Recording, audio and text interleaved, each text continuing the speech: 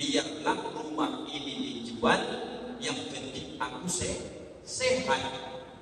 Biarlah rumah ini perjuangan selama 20 tahun berpindah tangan jadi duit supaya biaya berobat ke Bukit Tinggi. Mulai hari ini berpikir ayah Umar, tidak ada yang terpenting dalam hidup ini kecuali banyak-banyak berterima kasih terhadap pemberian Allah ini. Pelihara fisik ini dengan baik. Jangan masukkan ke sini yang haram. Jangan masukkan ke sini narkoba. Jangan masukkan ke sini hal-hal yang membuat Allah murka. Apa salah satunya? Menyakiti diri kita sendiri. Dengan cara apa? Tak boleh Bapak Ibu. Maka sebelum penyakit itu datang, la in syakartum la azidannakum. Kalau seandainya kalian pandai berterima kasih, kata Allah, la azidannakum, akan aku tambah.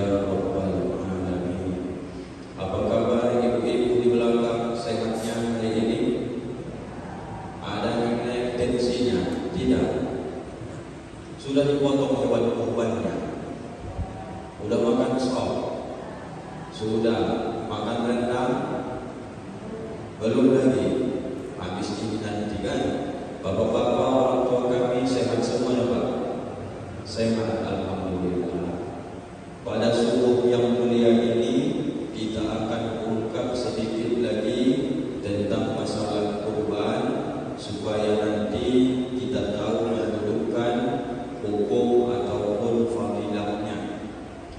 Yang pertama Bapak Ibu, kajian subuh kita ini kita mulai dari tentang masalah hukum berkurban.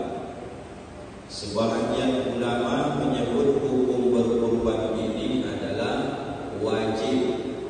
Kok bisa? Karena dalilnya inna syani akawal abatar ayat 3 itu.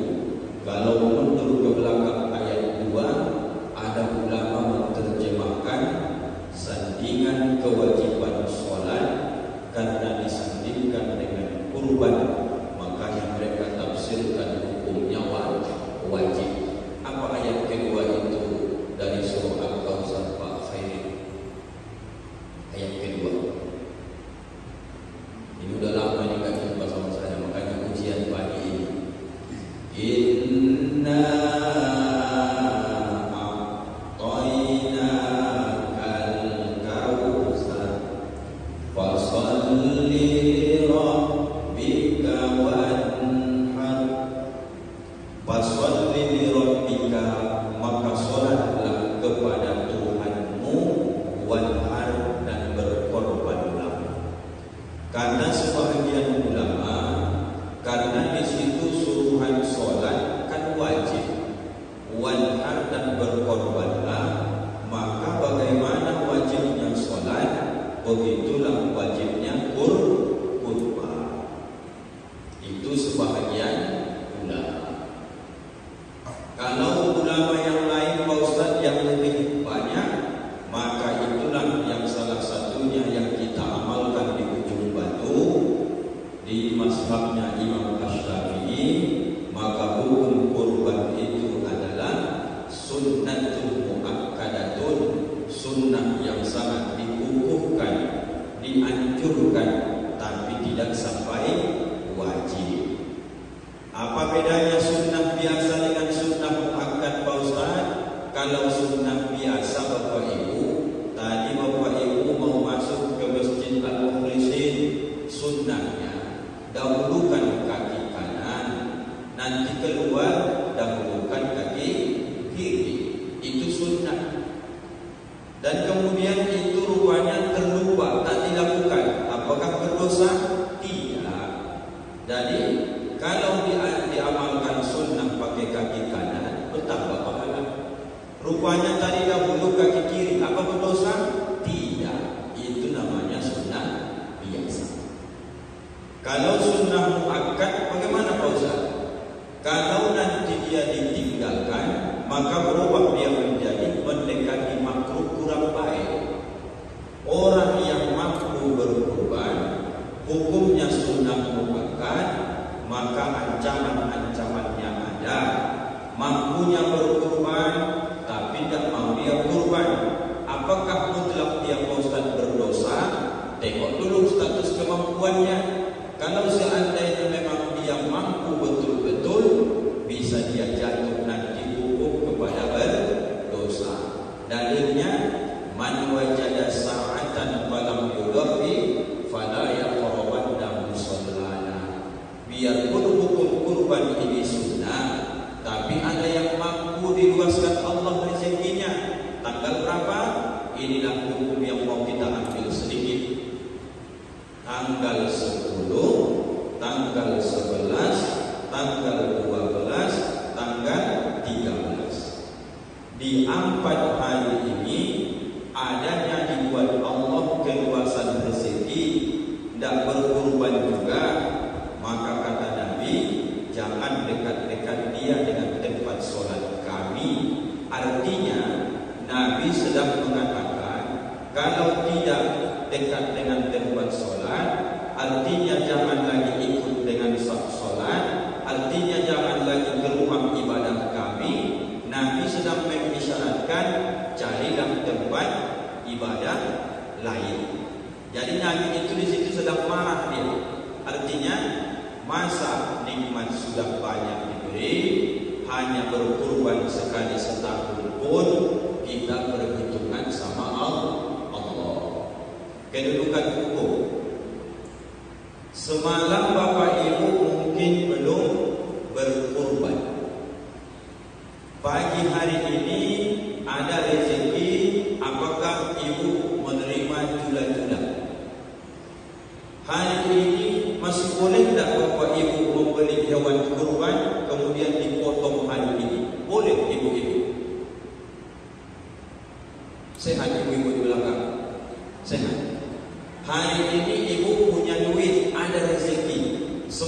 ibu belum berkurban. Boleh tak hari ini membeli hewan kurban, dipotong hari ini juga hewan kurban tersebut? Boleh atau tak boleh? Oh, boleh. Berkurban bapak hari ini boleh. Tanggal 12 besok Pak Ustaz ada rezeki beli hewan kurban, masih boleh? Masih boleh Bapak Ibu. Tanggal 13 Pak Ustaz masih ada duit di sisa lagi, mau kurban lagi, boleh Pak Ustaz? Boleh. Selama kita punya rezeki di 4 hari ini, dimulai dari keluar dari sholat Idul Adha sampai nanti terbenam matahari pada tanggal 13 hari tasyrik di bulan Dzulhijjah. Kita hari Idul Adha-nya Kamis mayoritas. Sebagian saudara kita Rabu, kita mayoritasnya saja yang paling banyak Kamis. Itu Kamis, Jumat, Sabtu, Ahad. Ahad besok Bapak Ibu sampai terbenam matahari, situlah batasnya penyembelihan hewan kurban. Maka kenapa tadi orang tua kita Pak Imam di masjid lain, di mushola lain, asal habis dia sholat fardu, bahkan sholat jenazah atau sholat-sholat sunnah yang lain, apabila berada di 4 hari ini 10 sampai 13, maka sunnah hukumnya mengumandangkan takbir sampai tanggal 13 besok pada hari Ahad habisnya sholat asar.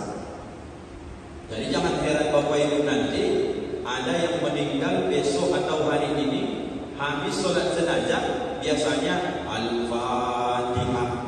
Selama di 4 hari ini sholat jenazah pun Bapak Ibu habis nanti Assalamualaikum warahmatullah, Assalamualaikum warahmatullah. Tak Fatihah dibaca. Apa dibaca? Allahu Akbar, Allahu Akbar. Takbir. Apa sebab? Karena itulah yang disebut dengan takbir muqayyad, takbir yang mengikat. Karena disebabkan dia di tanggal 10 sampai 13, setiap amal di situ, terutama kita habis sholat fardu, disunnahkan membaca takbir. Kalau Idul Fitri, mulai dari terhitung saja dari terbenam matahari 30 Ramadan sampai berakhir nanti tenggelamnya matahari. Maka Idul Fitri itu sebenarnya hari raya kecil, Idul Adha hari raya besar. Nih. Lalu Pak Ustaz, setelah kami tahu bahwa hukum kurban ini sunnah muakkad, dikerjakan pun dapat pahala banyak, ditinggalkan pun sebenarnya tak berdosa, tapi jatuhnya nanti dekat kepada makruh. Apa makruh itu Pak Ustaz? Sangat dibenci, sangat tidak disukai. Seandainya Bapak Ibu ada yang hobi makan bedil, hobi makan jengkol, hobi makan bawang putih, bawang merah mentah, apakah ketika itu dimakan langsung berdosa? Tidak. Dan apakah setiap keadaan dapat pahala kalau tak makan jengkol, bedil, bawang putih, bawang merah? Tidak juga. Contoh, ini Bapak Ibu hukum makan bawang putih, bawang merah, jengkol, bedil kan makruh. Dimakan tak berdosa, tak dimakan dapat pahala. Lalu di depan saya ini ada semur jengkol. Karena saya ingat hukumnya itu makruh, maka saya tak makan. Maka detik itu saya sedang meninggalkan yang makruh, maka saya mendapat pahala. Kapan saatnya? Karena semur jengkolnya ada. Adapun jengkol tak ada, bedil tak ada, bawang putih, bawang merah tak ada, apakah saya juga termasuk yang meninggalkan perkara yang makruh? Jawabnya tidak. Orang barangnya tak ada, apa yang mau dimakan? Itu pengertian dari makruh itu. Lalu Ustaz, kalau orang yang juga berkurban ini hukumnya sunnah muakkadah dianjurkan, tetap dia juga tak mau,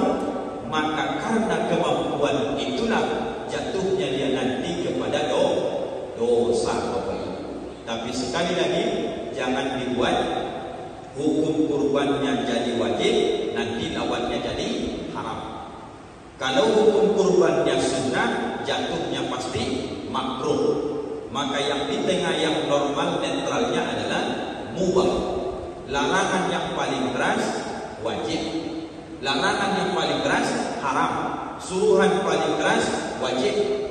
Agak ringan sedikit suruhnya sunnah, agak ringan sedikit larangannya makruh. Tidak terlalu kuat, tak terlalu rendah, maka disebut mubah.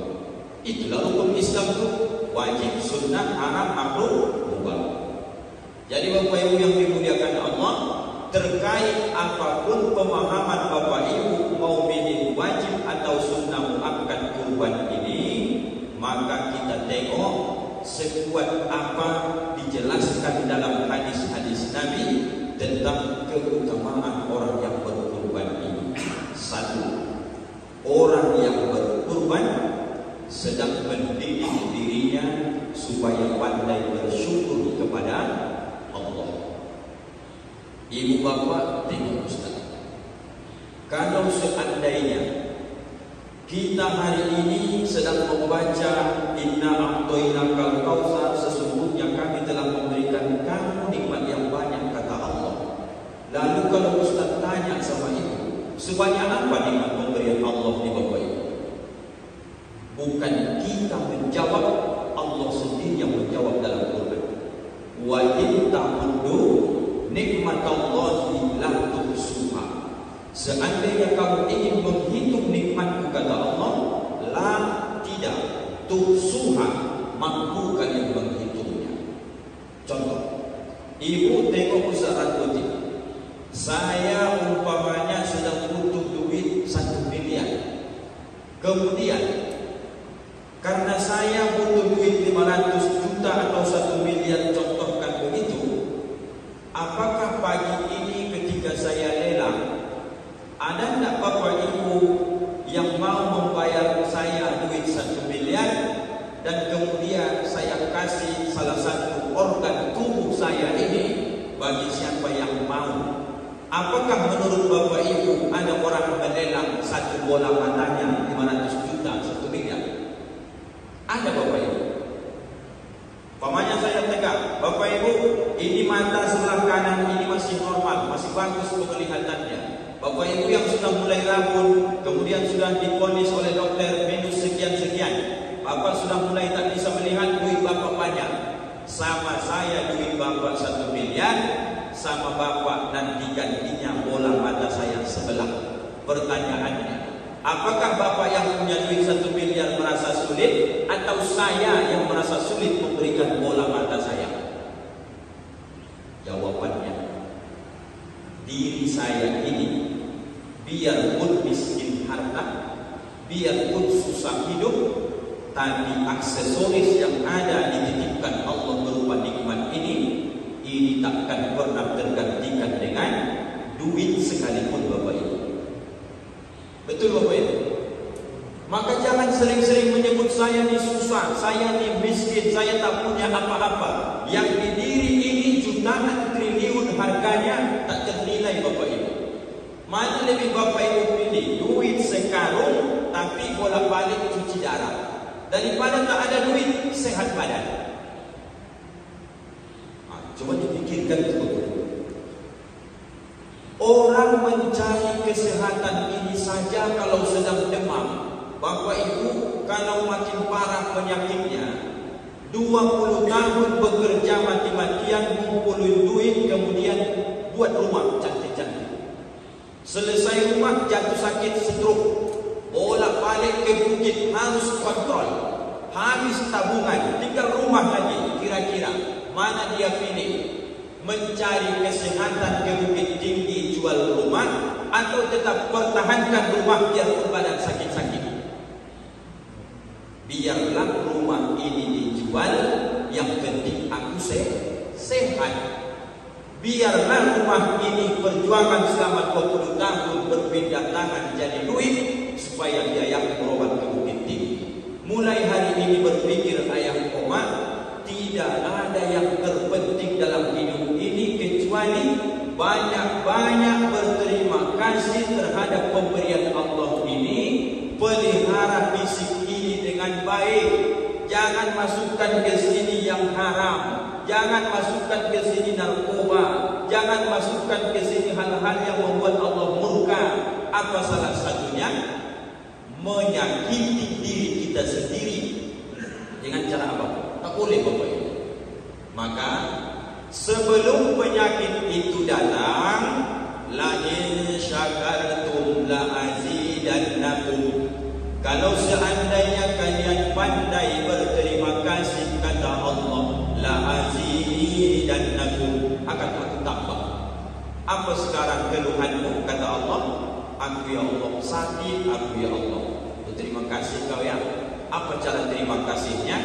Washolli li rabbika, rajin-rajin kau solat ya, kata Allah. Apakah cukup dengan ini saja? Bertemu kau tanggal 10 Zulhijjah sampai 13, wanhar, berkorban kau ya, kata Allah.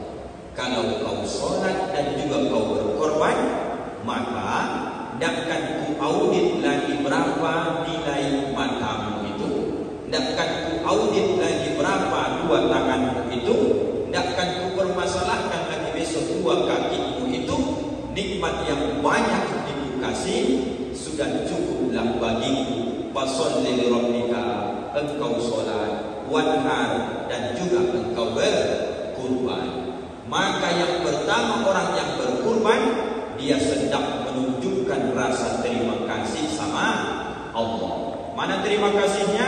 Badanku sehat ya Allah, aku letakkan keningku di sini, letak kemuliaan, kesombongan, keangkuhan itu ku letakkan sejajar dengan yang diinjak oleh kakiku. Siapapun yang masuk pas imam suruh tadi Allahu Akbar sujud, satu pun tak ada yang melawan.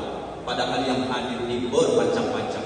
Ada ayah saya pengusaha, ada juga ustaz, ada lagi pak polisi kita, ada lagi bapak-bapak, nanti tokoh masyarakat. Asal Pak Imam sebut Allahu Akbar, ada satu yang melawan Bapak Ibu. Aku Pak Imam tak mau sujud. Ada betul. Serentak dia letakkan keningnya, karena di kepala inilah letak kesombongan, keangkuhan itu. Maka orang yang sholat makin pandai bersyukur. Apakah cukup hanya fisik? Tidak. Aku mau coba. Kutitip kau harta, mampu tak kau bersyukur lewat harta itu? Kurban namanya Bapak Ibu. Kalau yang wajib Pak Ustaz, zakat namanya Bapak Ibu. Di bawahnya lagi Pak Ustaz, infak sedekah namanya Bapak Ibu. 2000 masukkan ke kotak infak al-muflisin, nanti setelah selesai ceramah ini, itu namanya infak. Saya buat 5.000 Pak Ustaz, apakah itu infak atau sedekah? Kalau dia infak, itu kaitannya dengan materi. Kalau sedekah bisa berkaitan dengan dua, maka lebih luasnya makna sedekah dibandingkan dengan infak. Maka kalau kita ini berfikir ikut gotong royong masjid, infak apa sedekah? Sedekah tenaga. Saya ikut musyawarah, apakah tenaga pikiran saya ini infak atau sedekah? Sedekah, bersedekah dengan pikiran Bapak Ibu, bukan berinfak. Lalu ini nomor satu, banyak-banyak bersyukur. Yang kedua, maknanya kita itu berkurban sedang mengajarkan bahwa hamba yang taat, hamba yang patuh kepada Allah. Nabi Ibrahim 80 tahun Bapak Ibu tidak dikaruniai anak. Bolak-balik berdoa, Rabbi habli minas sholihin, berikan aku ya Allah anak yang soleh. 80 tahun Bapak Ibu baru dikasih Allah Ismail. Kurang lebih 9 tahun kalau dilihat tafsir Qurannya, falamma balagha ba'dus sa'ya, manakala sudah bisa Ismail ini bermain membantu ayahnya, umurnya kurang lebihnya 99 tahun lah kira-kira. Apa kata Allah? Diwahyukan lewat mimpi, Ibrahim bercerita secara singkat ke Ismail, inni asbahuka, Ismail anakku, ayah dalam mimpi melihat menyembelih engkau. fanzur maza tara. Coba kau pikir-pikir dulu wahai anakku. Tanpa ada bimbang, Ismail mengatakan bahwa ya abatif an ma tu'mar. Wahai ayahku, lakukanlah apa yang disuruh Allah. Satajiduni insyaallah minas sabirin. Semoga nanti engkau dapat aku orang-orang yang sabar. Maknanya adalah ketaatan ini Bapak Ibu tengok bawa ke dalam diri kita. Allah tahu harta Nabi Ibrahim banyak. Pernahnya Ibrahim menyembelih 100 ekor unta, 100 ekor lembu, 100 ekor kambing, hartanya banyak. Sehingga Ibrahim berkata, harta ini milik Allah. Tidak ada ini kecuali untuk kembali sama Allah. Artinya Ibrahim kalau mengenai harta sudah lulus sudah. Tapi ketika Ismail lahir, Allah mulai nampak. Ininya yang paling kau cintai. Dan ini juga yang akan kuminta. Kira-kira begitu pendekatan pahamnya Bapak Ibu. Lalu karena Allah nampak Ibrahim paling cinta kepada Ismail, maka Ismail yang dia minta untuk dikorbankan. Lulus tak kira-kira Ibrahim ini? Karena Ibrahim Khalilullah, disebut Khalilullah, dia sangat mendahulukan kepentingan Allah dibanding kepentingan dirinya. Kita tak mampu di Bapak Ibu. Tapi mendekati ke sana harus kita lakukan. Maksudnya Ustaz gini, Ibrahim karena dia Khalilullah, diuji dengan harta lulus, diuji dengan anak pun lulus, diuji dengan lama tak punya keturunan lulus. Lalu hari ini kita sedang diuji oleh Allah dengan sesuai keimanan kita masing-masing Bapak Ibu. Ada Bapak Ibu jamaah Masjid Al-Mukhlisin tadi malam mimpi dia menyembelih anaknya? Tak ada. Ada ibu-ibu mimpi menyembelih suaminya? Kalau seandainya ibu mimpi menyembelih suami pun ibu katakan pagi ini akan mau dia, ya kan Ibu? Bang, tadi malam aku mimpi macam mimpi Nabi Ibrahim itu. Macam mana? Aku mimpi ku tengok ku sembelih abang. Udah berapa malam? Malam ni tadi bang. Sebelum ada mimpi tadi malam, aku 3 hari yang malam juga mimpi menyembelih adik. Aku duluan lagi kan? Apa maknanya? Manusia ini akan diuji sesuai kadar kemampuannya. Ingat Bapak Ibu, puncaknya nanti Ustaz jelaskan sama Bapak Ibu. La yukallifullahu nafsan illa wus'aha laha ma kasabat wa 'alaiha maktasabat. Tidak akan Allah timpakan ke suatu orang sesuai dengan batas kemampuannya. Artinya, bapak sekarang, ibu sekarang, ustaz sekarang, kita sedang bertaruh melawan ujian harta yang dititip Allah, lulus atau tidak. Sekarang kita tak diminta Allah anak untuk kita korbankan. Tak diminta Allah istri harus dikorbankan. Tak diminta Allah pula harta itu semua harus dikorbankan. Yang diminta Allah hanya sebahagian harta yang sudah mulai bersarang dalam hati kecintaannya. Bagaimana caranya? Lan tanalul birra hatta tunfiqu mimma tuhibbun. Tidak akan sampai kalian kata Allah dalam Al-Quran kepada kebaikan yang sesungguhnya hatta tunfiqu, sehingga kalian mampu menginfakkan mimma tuhibbun, apa yang kalian cintai. Kalau sudah mulai cinta ke harta itu Bapak Ibu, rajin-rajinlah dulu berinfak bersedekah. Kalau sudah mulai muncul sifat bakhil, pelit, susah berbagi sama orang, maka sekali-sekali belikan nasi bungkus ampera dulu, antarkan ke panti asuhan, makan bersama di sana. Apa sebab? Itu yang dapat melembutkan hatimu supaya lulus uji kau besok tentang masalah harta. Al-Mukhlisin 2 juta berapa Bapak Ibu satu bagian kurban? 700.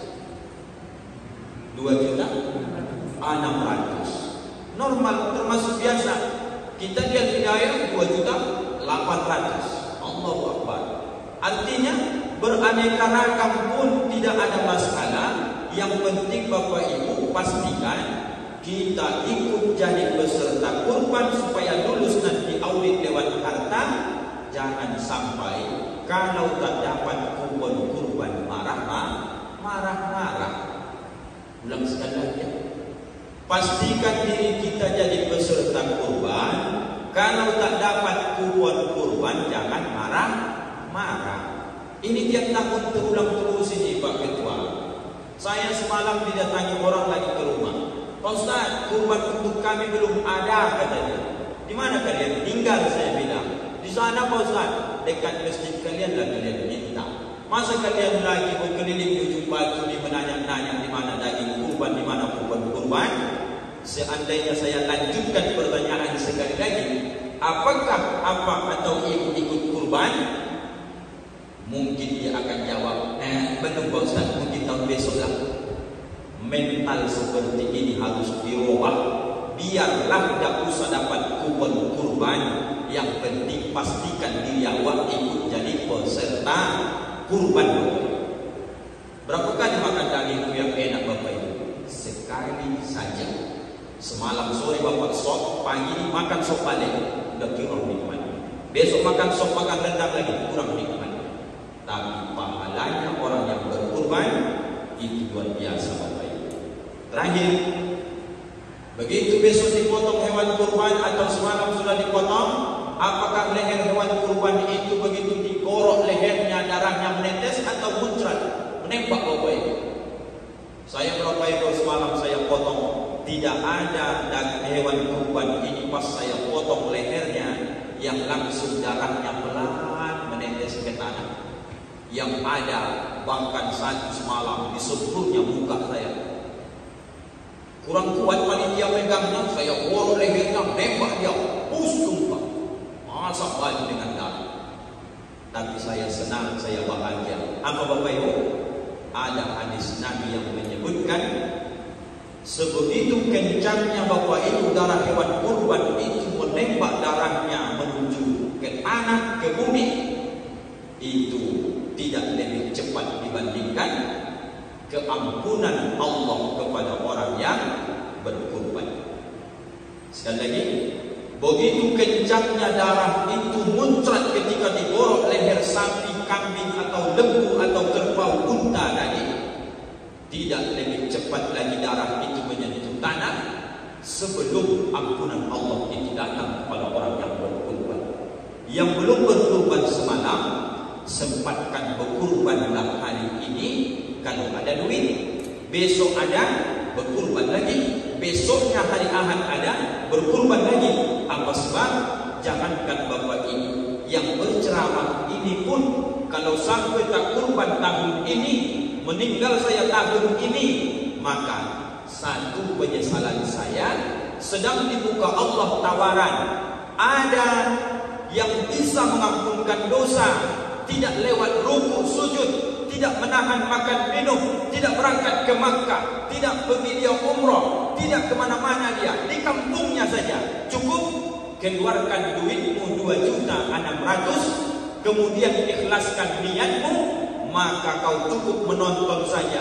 Panitia yang menggorok leher hewan kurban tadi, darah yang menembak tadi dari lehernya, maka itu mengampunkan dosa.